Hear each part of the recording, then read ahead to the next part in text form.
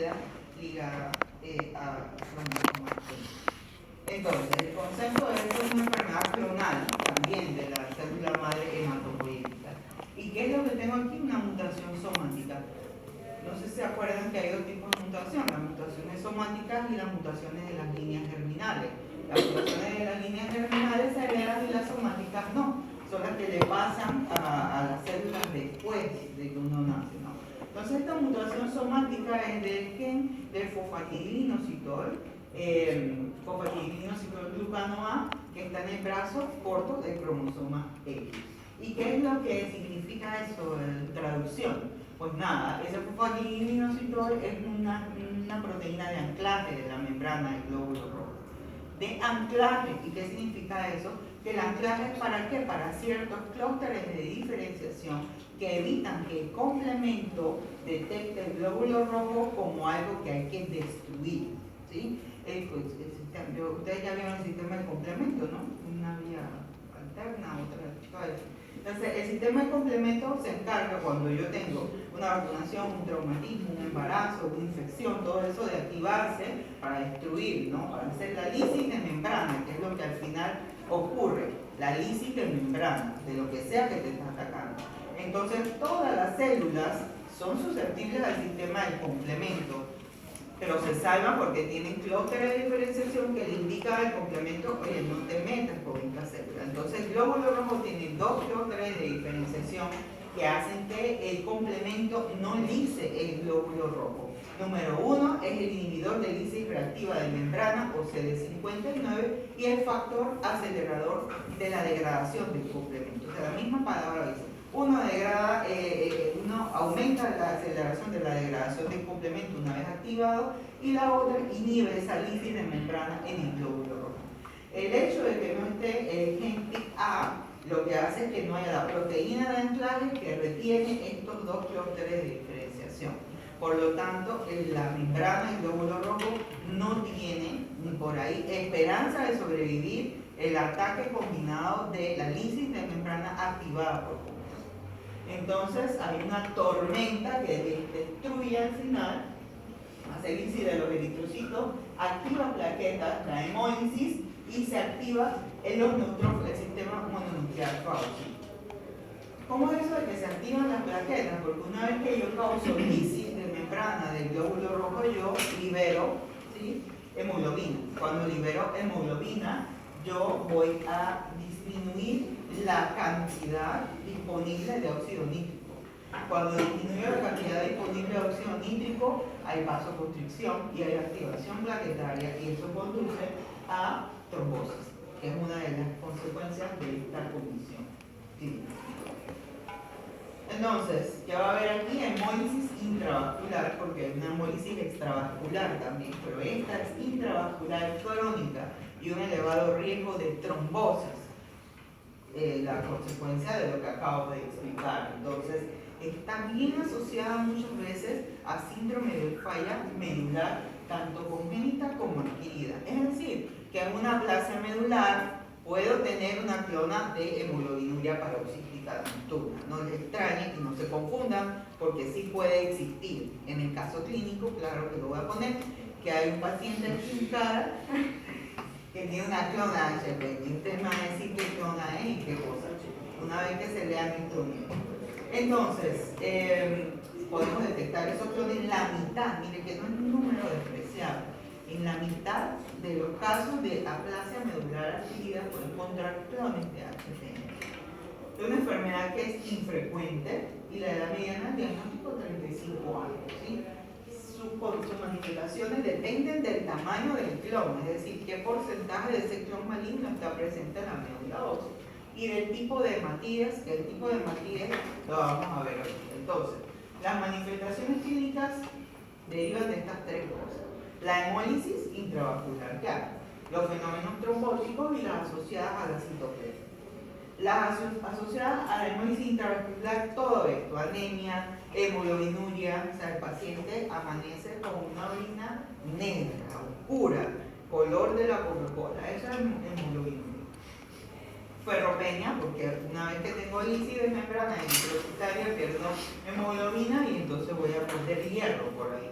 fatiga, la fatiga no se relaciona con el grado de anemia, por eso yo les digo, el paciente contiene hemoglobina con HPN y que tienen una fatiga crónica, pero es que están totalmente activados por el suplemento, ¿no? Disfunción eréctil, ¿por qué? Por la trombosis a repetición en esa área, dolor torácico, hipertensión arterial, hipertensión pulmonar, todo eso derivado de la formación de microtrombos plaquetarios e insuficiencia renal, paciente joven con insuficiencia renal, anemia regenerativa, búsquenle por ahí, hemoglobina paroxística. Entonces, todos los eventos que activan el complemento van a hacer que el paciente tenga la manifestación. Es decir, la vacuna, las infecciones, los embarazos, los traumatismos, la cirugía, todo eso que activará el complemento va a hacer que el paciente tenga la manifestación clínica. Los fenómenos trombóticos curiosos que son en lugares inusuales, así se llaman los lugares donde hay trombosis en la HPN. Son mayormente trombosis venosas, 15% arterial y el resto de venosas. Y los lugares inusuales, ¿cuáles son? La vena esplénica mesentérica, la vena porta, eso allá casi nunca ocurre trombosis. SB del adulto joven, paciente con 30 años con una enfermedad cerebrovascular, es extraña, ¿sí? Porque no da chance para que sea aterrorismo. Entonces hay que descartar esto. Y el tromboembolismo pulmonar, que también es una condición muy rara. Lo otro que es asociado a la citopenia, casi siempre desde el principio de la enfermedad vamos a tener las citopenias y van a ser variables, ¿no? La médula ósea puede ser hipocelular o puede estar aplasia como parte de la clona de la aplasia medular, con las manifestaciones que ustedes ya saben: infecciones, hemorragias y síndrome de Down. El diagnóstico de sospecha, si yo sospecho de estos pacientes joven con SB que tiene una citopenia y que tiene una trombosis en un sitio inusual, yo tengo que solicitar un estudio de citometría del flujo y estas son las indicaciones. Tengo una anemia hemolítica intravascular, pero el CUMS va a ser negativo porque no hay inmune, ¿sí? Es una anemia hemolítica no inmune, por eso el CUMS va a ser negativo. Va a tener hemoglobinuria, las trombosis estas no identificadas en sitios inusuales como hemólisis, con citopenia y sobre todo en gente joven, dolores abdominales, aplasia y citopenias mantenidas en el tiempo. Ahí yo pido una citometría de flujo, que es el estándar o el gold standard para hacer el diagnóstico de esta condición. ¿Por qué? Porque yo necesito, con citometría de flujo, demostrar que tengo la deficiencia de esos clústeres de diferenciación que ya hablamos al principio, 55-59. Entonces, es la más específica y la más sensible para hacer el diagnóstico aquí. Y se basa en la expresión, la presencia o ausencia de esas proteínas de membrana, tanto los monocitos, neutrófilos y los eritrocitos. Aquí tenemos los clústeres de diferenciación que podemos hacer para discriminar dependiendo de la serie, ¿no? CD157 si es neutrófilo monocito, CD2416 si es neutrófilo, CD14 si es monocito solo, y si quiero estudiar el glóbulo rojo, entonces CD59. Entonces, por citometría de flujo vamos a determinar qué cosa es el tamaño de la clona, ¿sí? Y vamos a ver los tipos celulares del glóbulo rojo. En el tipo 1 yo voy a tener toda la expresión normal en el glóbulo rojo de las proteínas de membrana, pero no así en la serie ni plaquetaria ni en la serie de neutrófilos. Los glóbulos rojos tienen una sensibilidad normal al complemento porque no son carentes de la proteína de membrana, pero sí el megacario, pero sí el neutrófilo. Esa es la célula roja tipo 1. La célula roja tipo 2 va a tener un déficit ahí parcial, va a tener una sensibilidad intermedia al sistema de complemento, y la tipo 3 no tiene ninguna proteína de la superficie de membrana y glóbulo rojo, y el paciente va a permanecer en hemólisis la mayoría del tiempo. Yo puedo tener varias clonas en un solo paciente, ¿sí? Puedo tener varias clonas. Y la certeza yo la tengo haciendo la diferenciación del déficit de expresión de 2 o más proteínas en los diferentes elementos celulares. puedo clasificar la hemoglobina paroxística nocturna en estas tres clases. Yo tengo la clásica, que es la hemolítica. Siempre que voy a tener hemólisis, voy a tener un plom grande, arriba del 50%. Eso es lo clásico. Con LDH aumentada, los neutrófilos disminuidos y una médula ósea normocelular. ¿Sí? Normocelular.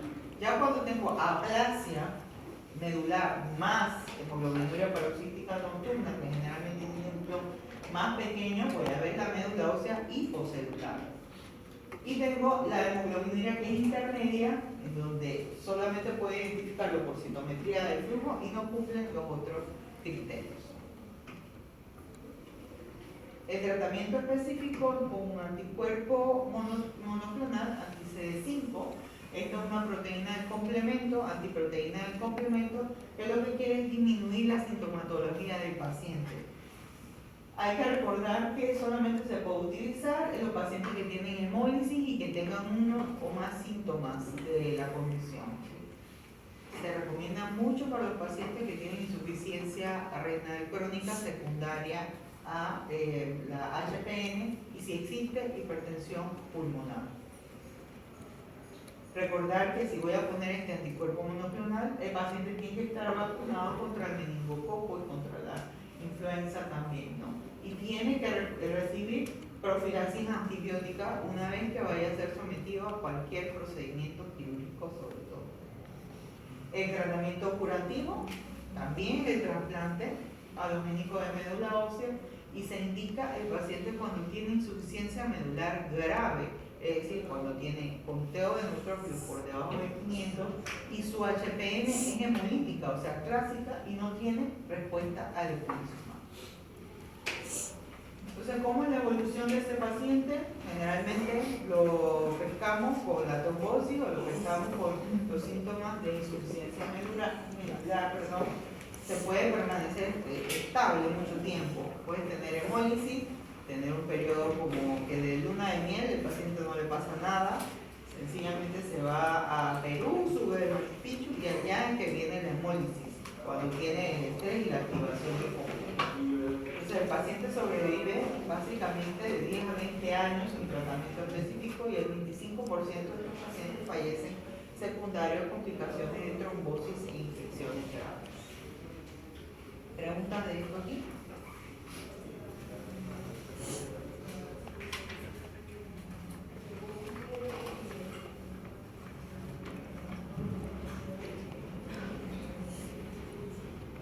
Nada, preguntas, está claro eso de la HP. Ok, entonces, lo último, los síndromes megadisplásicos. Los síndromes megadisplásicos ahora se conocen como neoplasias megadisplásicas, han cambiado como más de 1000 veces la clasificación por la OMS. La última revisión fue en el 2022 con la 5ª clasificación de ellos. Y tampoco es una sola enfermedad. Son varias enfermedades, por eso que son todos los síntomas. Pero básicamente es lo mismo, una cosa muy tonta, insuficiencia medular. ¿Sí? O voy a tener deficiencia de glóbulo rojo, o voy a tener deficiencia de plaquetas, o voy a tener deficiencia de neutrófilos. Pero aquí la característica que es la diferencia del resto, la displasia. O sea, no hay pierde. Insuficiencia medular con displasia, síndrome megadisplásicos. Se acabó la clase. Pero bueno, vamos a seguir. Vamos a seguir. Bueno, son datillos, pues datillos así muy puntuales. Espero no aburrido, pues ya estamos terminando. Entonces, importante aquí que saber la clasificación, la estratificación pronóstica, porque el paciente de esto se muere, porque el paciente de esto se transforma en leucemias agudas. ¿Okay? Saber que un tratamiento de intensidad baja y un tratamiento intensivo. ¿Y por qué esa diferencia? Porque esta es una enfermedad de vecinos, de abuelos, de gente madurona, 80 años, 70 años madurona. Entonces, ¿qué pasa? El tratamiento curativo es el trasplante de médula ósea. El trasplante de médula ósea es como soltar una bomba de esas de Hiroshima al paciente. Le quemas totalmente la médula ósea, lo dejas vacío. Si dejas el paciente vacío, tiene un periodo en donde se tira todo, hemorragias, infecciones y tal. ¿ok? Le siembran entonces a ese paciente la médula ósea de su donante. Imagínense cuál va a ser el donante de un abuelo de 80 años. Su hermano. ¿Cuántos años va a tener el hermano del abuelo de 80 años? 82. Esos progenitores son bien viejitos. Ustedes ya hicieron ese foro, ¿no?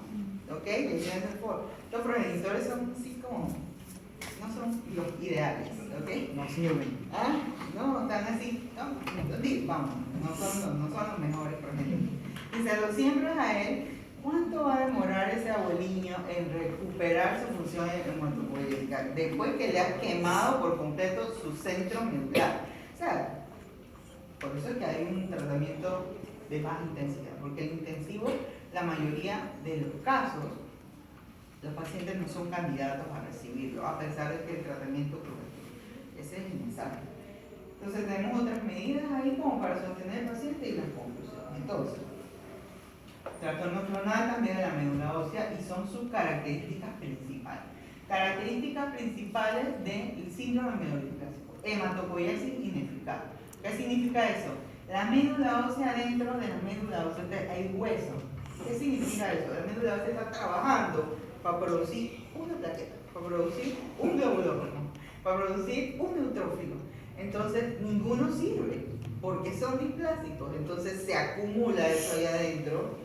De tratar, es como que quiere enamorar a alguien, le mandan flores, no sé qué. Se acumula esa cosa en la médula ósea y al final no sirve para nada. Está llena la médula ósea. Una característica es que la médula ósea está hipercelular. ¿Ok?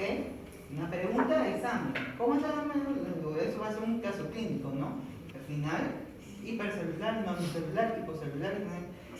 El síndrome meduloesplásico va a estar hipercelular.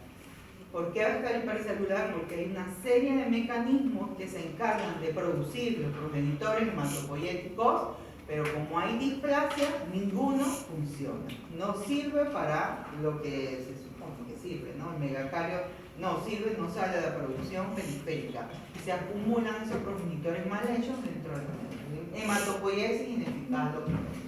Lo otro es la displasia de los elementos de la médula ósea. Y ustedes saben que hay una displasia del citoplasma, hay una displasia del núcleo y hay diferentes grados de displasia dependiendo de la línea celular. Esa displasia y ese acúmulo de cosas que nos sirven genera citopenias periféricas. Citopenia periférica puede ser una sola línea o puede ser una pancitopenia. Lo otro es que todo esto tiene una probabilidad muy variable hacia la progresión de leucemia aguda mieloide. Y hay alteraciones citogenéticas y moleculares que son características. Tal es la cosa que yo puedo tener displasia, ¿sí? Displasia de la que ustedes quieran, pero no tengo alteración citogenética, eso no es un síndrome meduloesplásico. Tenemos que tener alteraciones citogenéticas clonales y moleculares que me expliquen que tengo una mielodisplasia. ¿Vale? Eso tiene que estar claro. Por ejemplo, el gen de la lactasia, la alteración del RUC-X1, la alteración del CEPA, la trisomía del 8, la deleción del cromosoma 7, el -Y, todo tiene eso que está presente para que yo pueda decir que el paciente tiene síndrome meduloesplásico. Si no tiene la alteración, ¿por qué? Porque estas alteraciones moleculares y citogenéticas conllevan a una ventaja. Digo, ustedes son inteligentes. Si yo estoy diciendo que ese poco de progenitores no sirven, entonces, ¿por qué están ahí? Porque tienen una ventaja de proliferación, de antiapoptosis y de replicación aumentada. ¿Secundaria qué? A la alteración citogenética molecular, por supuesto. No están ahí por gusto. Son clonales porque si se acumulan 2 o 3, conllevo entonces a leucemia aguda. La incidencia es bajísima, de 4 a 5 por cada 100.000 pacientes, y como ya lo dije, es una enfermedad de gente mayorcita. Mayorcita aquí. Y miren que los varones, van para allá, los varones, 82 años, las más frecuentes, las mujeres en menor grado, pero también abuelitas. Entre 70 y 80 años son las edades donde se ve esto. ¿Se puede ver en jóvenes? Por supuesto que puede verse en jóvenes. Sobre todo si hay alteraciones en la línea germinal. ¿Sí? Hay pacientes que nacen con síndrome mielodisplásico y que tienen alteraciones y mutaciones en líneas de. Entonces, hay un espectro, antes de llegar a esto, como esto es una enfermedad de la vejez, como una enfermedad de la vejez, esto es que no es que pasa de una, es una cuestión progresiva.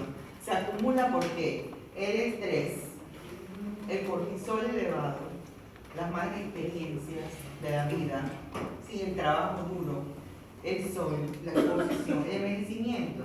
Esto es envejecer, ¿sí?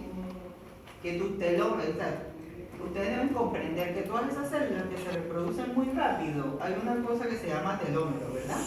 En la punta del extremo. Ese telómero protege la información genética y cada vez que yo me replico, voy cortando telómeros. Entonces, cuando ya yo viví 80 años, a mi médula, o sea, a mi glóbulo rojo que ha vivido 120 días, que ha replicado, eso también le pasa a la piel, por ejemplo.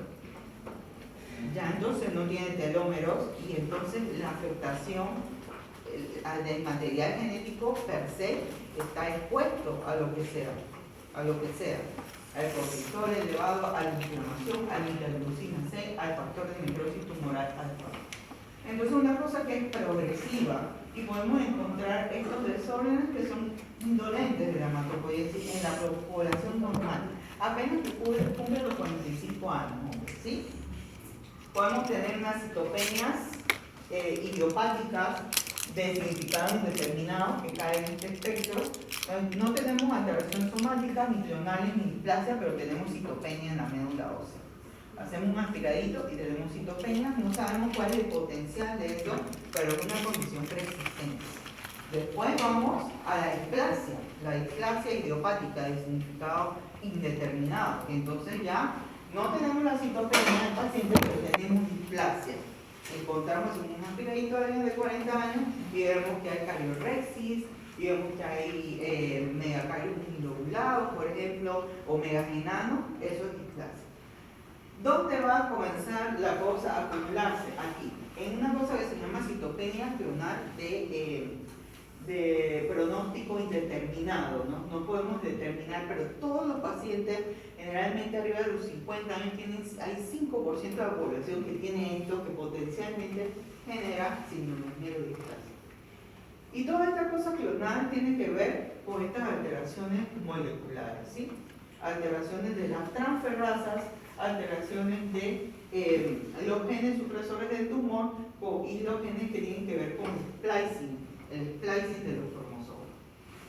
Entonces, para recordar, ahí arriba está la definición de la Organización Mundial de la Salud de lo que quiere decir síndrome mielodisplásico en términos de línea celular, ¿no? La anemia abajo de 13 para los varones, menos de 12 para las mujeres, trombocitopenia abajo de 150, para que lo recuerden esos valores. Doctor, Ajá. ¿cuál es el significado ¿De cuál? de la M? Del medio. Hematopoiesis clonal de pronóstico indeterminado. Gracias. Entonces, seguimos. Esta es la patogénesis, como les digo, una enfermedad del envejecimiento. Cuando envejecemos hay bastante de sistema inmune activado, bastante inflamación, de interleucina 6, de exposición medioambiental. Estos días entré a un elevador y tiraron con un spray así, que para el olor, cargado de disruptores endocrinos y cargado de cosas que producen mielodisplasia, ustedes saben.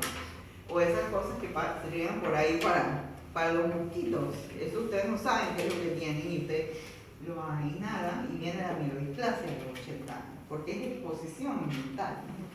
Créanme. Radioterapia y quimioterapia también está implicada. Entonces, tengo que tener en esa médula ósea cambios internos de la médula ósea. Ya vimos los compartimientos que tiene la médula ósea. Todas esas células hablan entre sí. Todas esas células se comunican para saber qué es lo que yo voy a producir. Pero hay una célula que se llama osteoblasto, que es la que mantiene el bookkeeping de la médula ósea, que va a tener disfunción y que va a llevar a una desregulación inmune. También tenemos cambios que son epigenéticos. ¿Qué es epigenético? Es algo que está más allá del gen. Yo tengo mi DNA, ¿no? Yo puedo tener cambios intrínsecos del DNA, pero yo tengo algo que se llama, las células se comunican mediante, ustedes saben, fosforilación, por ejemplo. Si yo me fosforilo, me activo. Si me desfosforilo, me inactivo. Si me metilo, me activo. Si me desmetilo, me inactivo. También tenemos las histonas.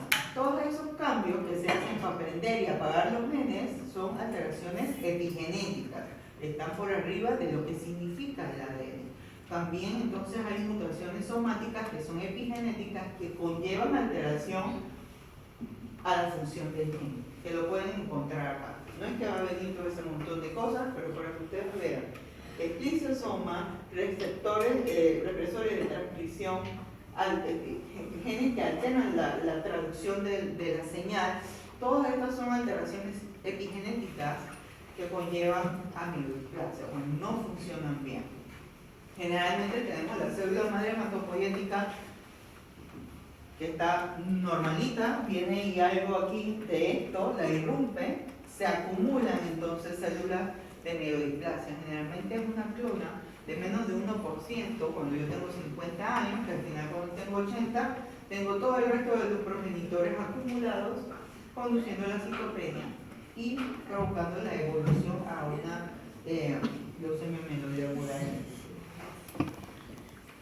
Entonces, la evaluación de esto, como todo, historia clínica, examen físico, síntomas y citopenias.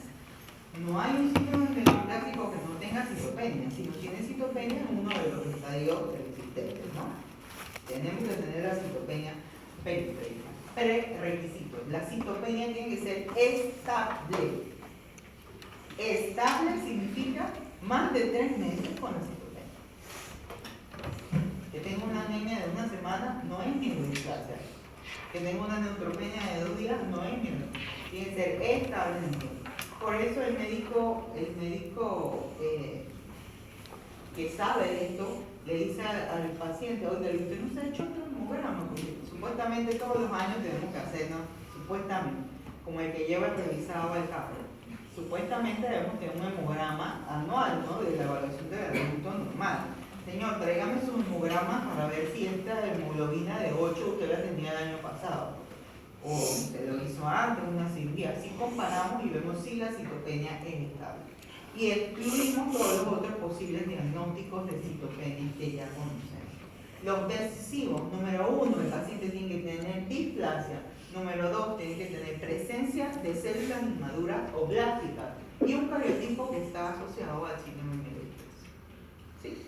Un cariotipo hecho por médula ósea o sangre periférica. Aquí está el diagnóstico diferencial de lo que ustedes tienen que excluir para que sea un prerequisito para la NCMR.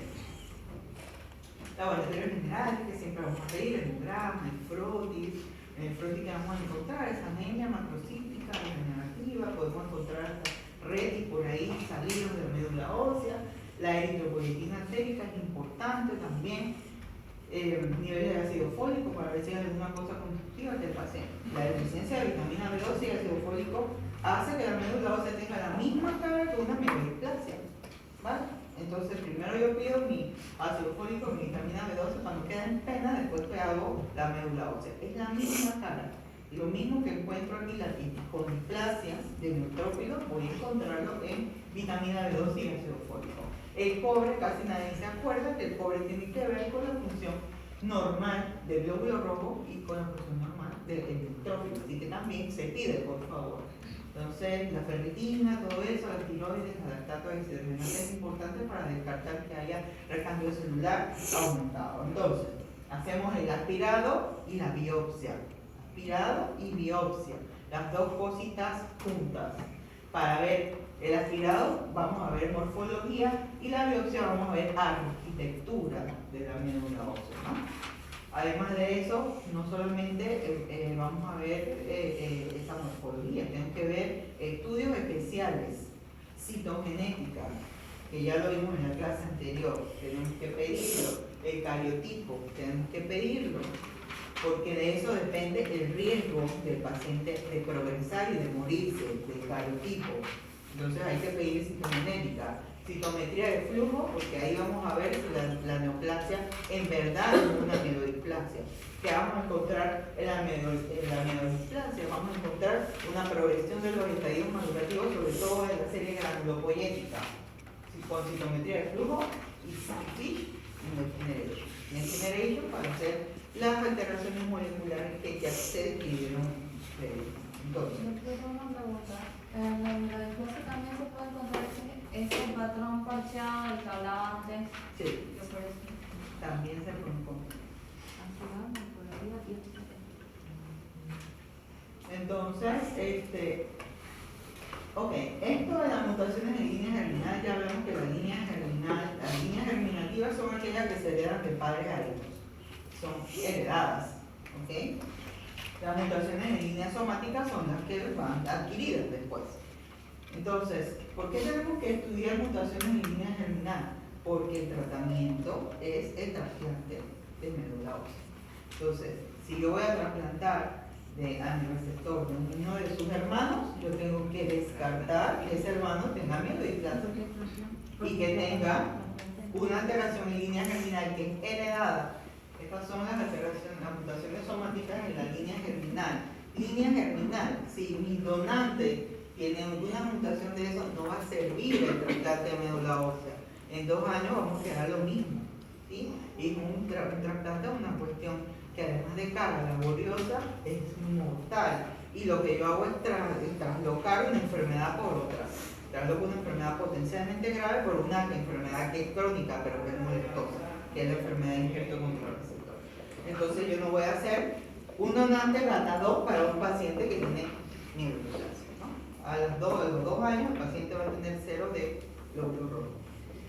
Ahí en ese estudio, ahí en el 2022, en 404 pacientes con sus donantes idénticos, se hizo la búsqueda, la pesquisa de estas alteraciones y en el 33%, o sea, 1/3 de los donantes tenían alteraciones en la línea germinal, no servían para ser donantes de esa médula, de ese trasplante. ¿Okay? Entonces, ya se sabe que hay que buscar. Ok, esta es la última clasificación, no es la última diapositiva, la última clasificación. Vemos las neoplasias mielodisplásicas con anomalías genéticas definidas. Todo esto es genético, lo otro es morfológicamente definido.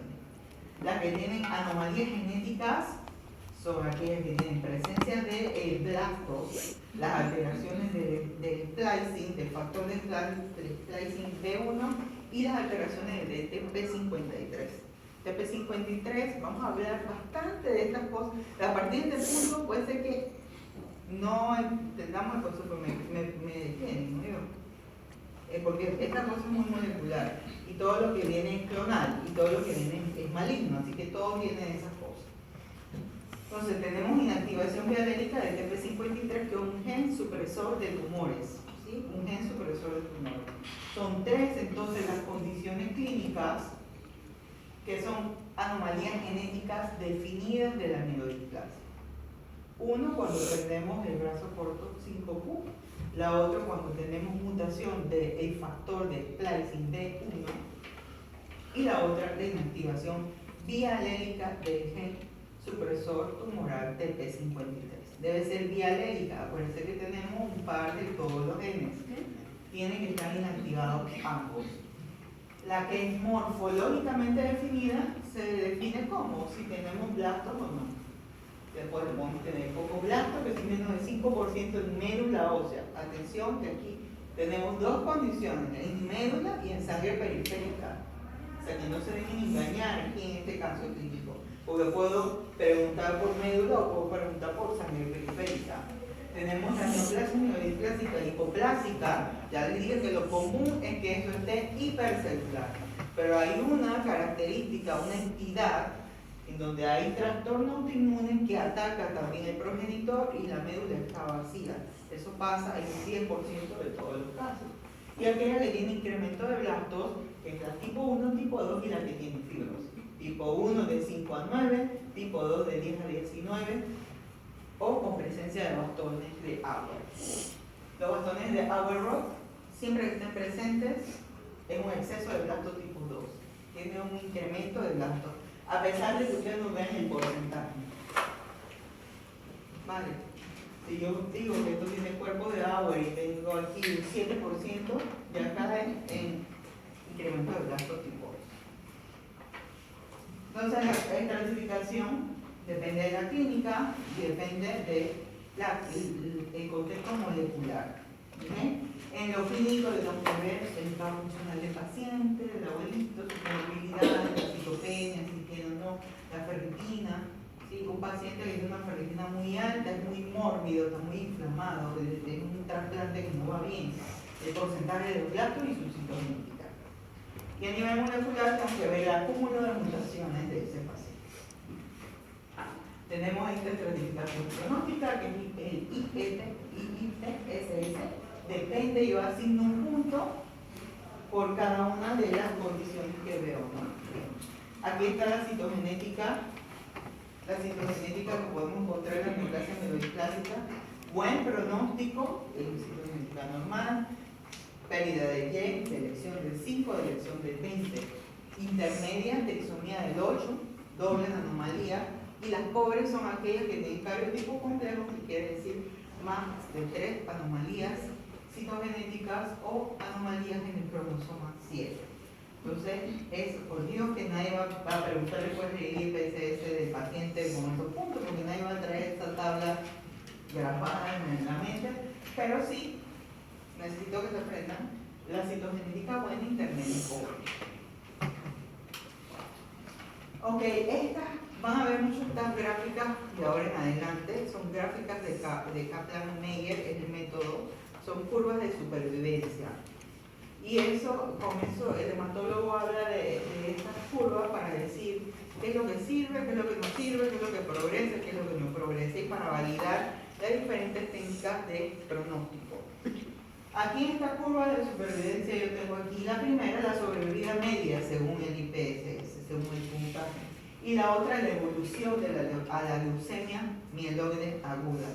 Por eso que lo que me interesa es que si el paciente se muere, sobrevida, si el paciente evoluciona a leucemia mieloide aguda. Entonces, cada uno de esos puntos del puntaje del score IPSS me lleva a diferentes categorías, la intermedia, la baja, la alta. Yo como sé que ese paciente tiene una categoría intermedia y tiene bajo riesgo de morirse, pues bueno, porque hicieron el estudio y vieron que aquellos pacientes que tenían alteraciones con puntaje bajo podían vivir hasta 5.7 años. Es una enfermedad bien mortal que hasta lo bueno son 6 años. Vale, 6 años ese paciente vive si tiene características intermedias y lo vemos por la curva. La curva tiene, si todo fuera igual, fuera una sola línea, ¿no? Pero tenemos diferentes líneas para cada uno de los puntajes. Buen pronóstico, sí, es bajo, 5.7 años, pero el paciente con alto puntaje vive por ahí unos 3 o 4 meses del diagnóstico. Haga lo que haga, trasplante o no, lo trate o no. Si el paciente tiene más de 4 puntos, tiene un alto riesgo, vive 3 o 4 meses todo. La evolución también depende de ese puntaje, y aquí es lo que se ve. Ese paciente que tiene un riesgo alto, ese paciente evoluciona a una leucemia aguda mieloide en 2 meses. Si el paciente tiene riesgo bajo, puede vivir tranquilo 10 años hasta que se transforme en una leucemia mieloide aguda. Entonces, esa característica de la citogenética es importante que ustedes lo sepan, porque si es una citogenética de alto riesgo, ustedes una vez van a decir, doctora, tengo un cuarto de urgencia, hay un alto riesgo, véngase para acá. Tiene 2 meses de paciente de sobrevida o de progresión. Entonces es importante que ustedes manejen ese concepto. Doctora, mencionó que esto de acá era la sobrevida según los puntos anteriores, ¿cierto? Y lo de acá es la progresión. A ver, arriba lo dice. leucemia. Arriba lo dice. Evolución a leucemia mieloide aguda según el puntaje. Este es el puntaje. Sí, pero lo que no entiendo es porque entonces en la evolución a leucemia mencionamos arriba que 9.4 años. Porque puedes, o sea, si tienes bajo puntaje, O sea que puedo vivir más de lo que dice acá.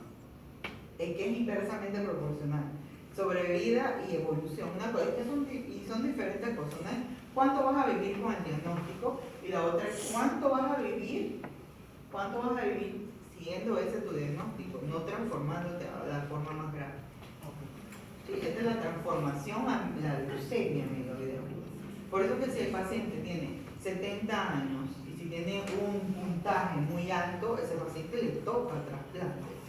¿Por qué? Porque si no le hago trasplante, el paciente va a transformarse en una leucemia aguda amiloide. Si el paciente tiene 70 años y tiene un alto riesgo, tengo que tratarlo, porque si no el paciente va a fallecer a los 3 meses. Eso es lo que quieren decir las curvas. Y para lo que se hace es el puntaje pronóstico. Por eso que hay como 50 escalas de puntaje. Uno elige la que más se amolde a lo que podemos pedir, claro. Porque hay centros donde no se puede pedir citogenética. Y tenemos que hacer la cosa nada más con neutrófilos y tal, que no es lo correcto.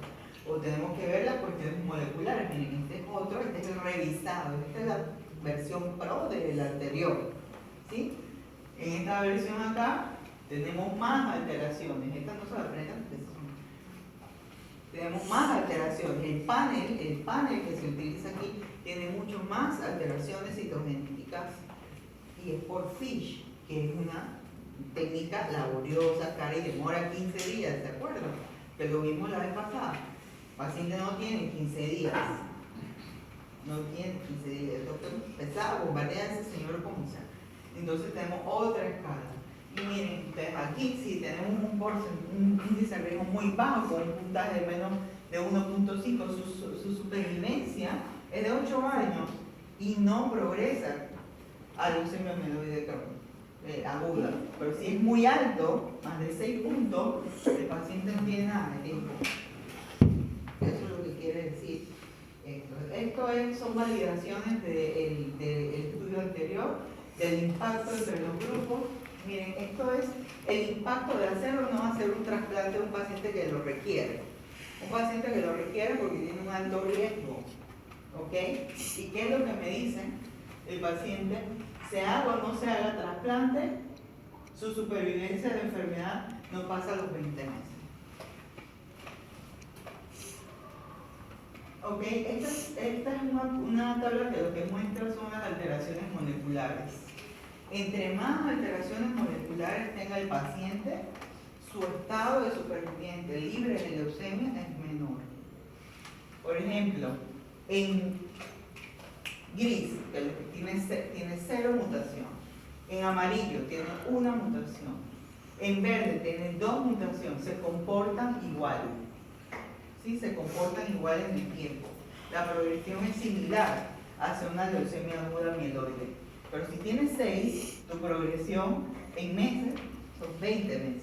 O sea, entre más acúmulo de mutaciones tengas, más probabilidad tienes de transformarte en una leucemia amiloide aguda. Esta tabla no hay que aprendérsela. Lo que quiero es que ya vayan haciendo objetivo y revisen estas cosas y vean cuál es la base de decir que si tengo más de 3 alteraciones citogenéticas, el cariotipo complejo le confiere un puntaje al paciente como factor de riesgo peor. Por eso. Y vamos acercando esa gráfica que ya veo que está así. Esas gráficas no vienen. ¿Vale? Entonces, el tratamiento. Todos estos son dianas de tratamiento de la neoplasia mieloidplástica. Todas son dianas. Hoy en día, todos son estudios, porque hoy en día solamente tenemos hipometilantes y estamos buscando un compañero para ese hipometilante porque mejore las cosas. No hay más nada. Entonces, el abordaje terapéutico conlleva la estratificación de riesgo. ¿El paciente aguantará o no aguantará la terapia? ¿Qué vamos a hacer por él? ¿Es alguien precioso para la sociedad? ¿Lo tenemos que salvar? ¿O el abuelito mejor lo mandamos a tomarse su té allá en su silla viendo el campo? ¿Qué es lo que quiere hacer el paciente? Eso también es muy importante, si el paciente es funcional o no. Y vemos la estratificación de riesgo. Características del paciente en base a su edad, porque tiene 80 años y que merece, también hay que salvar al abuelo. El ECOG, que es la escala de la Sociedad de Oncología de Nester. Ahí lo que luego decir el paciente pasa mucho tiempo sentado en la silla, más del 50% tiene un ECOG de 3. Si el paciente no se levanta de la silla, tiene un ECOG de 4. Son escalas, ¿no? Para validar eso, y las comorbilidades. Porque ni bien todas las comorbilidades que son pastillas, y todas esas pastillas ofenden la médula ósea, y todas esas cosas pueden tener interacción con los tratamientos que luego vas a dar. Y la preferencia. Hay que escuchar al abuelo. Si el abuelo dice que no se quiere tratar, no, como hijos no debemos, porque eso es algo que pasa muy frecuente, que llegue, esto es una enfermedad de la familia, ¿sí? Llega el paciente con su acudiente, es como un tratado pediátrico, llega el paciente con su acudiente y el acudiente quiere que el abuelo de 70, 80 años viva hasta los 120 y hay que escuchar al paciente, no al familiar. Porque el familiar siempre va a querer que se haga hasta lo último, pero eso va es deleterio para el abuelo, que ya vivió y que no quiere estar en un hospital ni fallecer fuera del alcance de su familia. Entonces hay que escuchar la preferencia del paciente. Entonces el abordaje, diagnóstico de neoplasia y mielodisplasia, a ver cómo es el riesgo, si el paciente de riesgo intermedio, riesgo muy bajo, vamos a mejorar el paciente con terapias de soporte.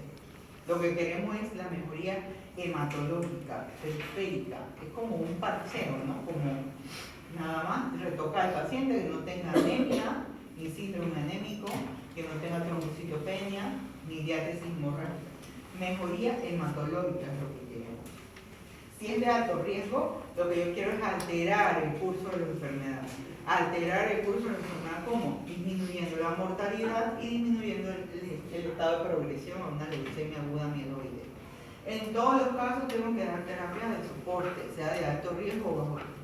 La terapia de soporte generalmente implica a la mejoría hematológica, a eso va dirigida. Entonces, la mejoría hematológica se ve ¿cómo? Tengo que evaluar la respuesta eritroide, aunque sea 1 gramo de hemoglobina, que suba ese paciente y que disminuya el requerimiento de transfusión. Las plaquetas, que aumenten esas plaquetas por arriba de 30.000. ¿Sí? Los neutrófilos, por lo menos, que tengan un conteo absoluto de neutrófilos arriba de 500. Con eso yo voy monitorizando al paciente.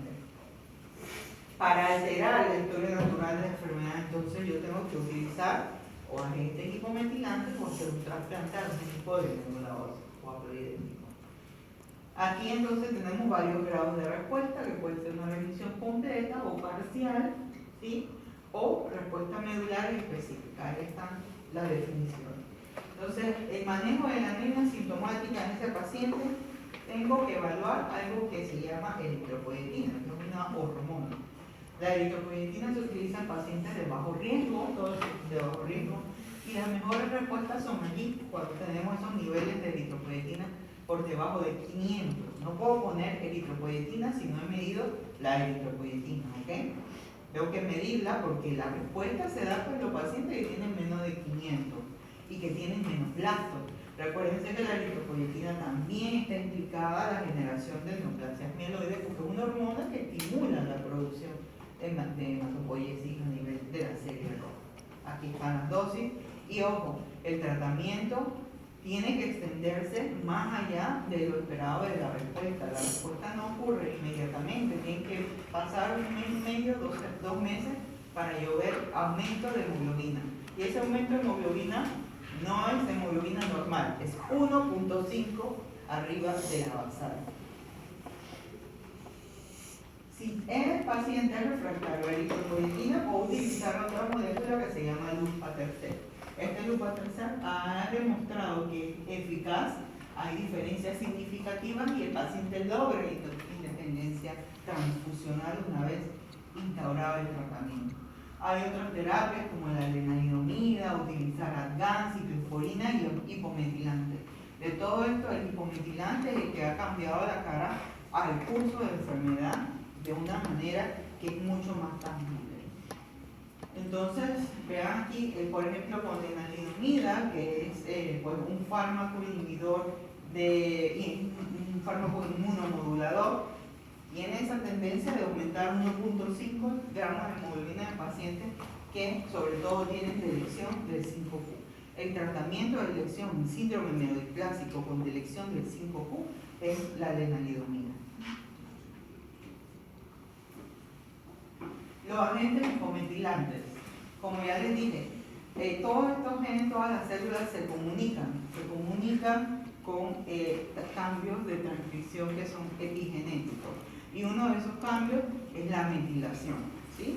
Si el gen está metilado, está apagado, ¿sí? Si un gen supresor tumoral está apagado, entonces el tumor puede surgir.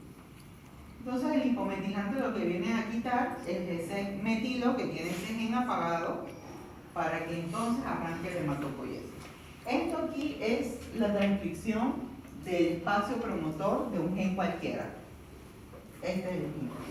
Hay unas islas de citosina guanina al inicio de la transcripción del material genético. Esas islas son las que están en rojo. ¿Por qué están en el inicio del promotor? Porque esas son las islas que se metilan. Si en esas islas en rojo allá yo estoy todo metilado, el gen se silenció. No sirve. Entonces lo que viene a hacer el lipometilante es quitar de las islas de citosina guanina el metilo para que el gen se active nuevamente. Entonces es muy común encontrar alteraciones en la DNA metiltransferasa, que es una transferasa, quitar los metilos, en los pacientes que tienen neoplasias megalodisplásica. Y esta es la base de por qué nosotros utilizamos lipometilantes en esta condición. Hay varias opciones, hay azacitidina, decitabina, pero la que tenemos como referencia es la azacitidina, que es la que demuestra beneficios de la supervivencia libre de progresión. Ok, bueno, estas son más cosas que validan esto que estoy diciendo de utilizar el lipometilante. La terapia intensiva, entonces son dos. La terapia intensiva es quimioterapia intensiva y trasplante alogénico de progenitores hematopoieticos. Todo esto es una terapia que va a destruir médula ósea. Se utiliza para los pacientes de alto riesgo. Alto riesgo son todos los pacientes que tienen exceso de platos del 10 al 19%. Todos los que tienen exceso de platos son candidatos a utilizar terapia intensiva. Se dice que la quimioterapia intensiva hay ciertos lugares donde no utilizan porque si bien no hay diferencia en utilizar ninguna de estas quimioterapias intensivas o hacer que el paciente proceda directamente a trasplante. ¿Qué es la diferencia? La ausencia de donante. Si el paciente no tiene donante, yo tengo que darle algo y en ese caso sería la quimioterapia intensiva. Se pueden utilizar en todos esos pacientes que son menores de 60 años, de alto riesgo, sin comorbilidad, con un cariotipo normal, porque si tienen un cariotipo complejo, la célula con cariotipo complejo tiene una bomba de influjo de protones que lo que hace es sacar el agente de quimioterapia de dentro. Entonces no sirve, no funciona en pacientes con alto riesgo. El trasplante alogénico se hace en todos los pacientes con alto riesgo y los pacientes de bajo riesgo que tengan citopenias que no mejoren con las otras cosas que se pueden utilizar. Y siempre es urgente hacer un trasplante de médula ósea. Siempre y cuando yo tenga un donante. No tengo que hacer citoreducción, es decir, eliminar todos los blastos que hay, no lo tengo que hacer en este caso. Y siempre voy a preferir utilizar regímenes de acondicionamiento de intensidad reducida porque el paciente es mayor. La terapia de soporte para todos los pacientes. Tengo que tener soporte psicosocial del paciente, transfusional del paciente y manejar la sobrecarga de hierro, porque el paciente está bien expuesto a la transfusión. Hay pacientes que utilizan más de 42 unidades por mes y eso conlleva a sobrecarga de hierro. El tratamiento de esto es con desferación, desferoxamina, puede ser oral o subcutánea. Es importante que recuerden estos dos elementos para el manejo de la sobrecarga de hierro. El tiempo de tratamiento máximo también es importante. ¿Por qué? Porque no podemos hablar de que el paciente falló a la terapia si no hemos cumplido con estos meses. Acuérdense que para la eritropoyetina, un mes y medio a 2 meses para evaluar si el paciente subió 1.5 gramos de hemoglobina.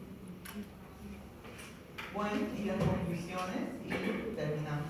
Preguntas.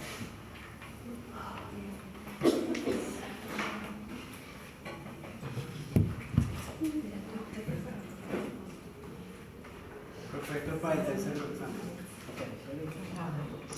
Es para el tercero, este es para el bloque de malignidad. El último examen es el examen más pesado, ¿no? Tiene todas las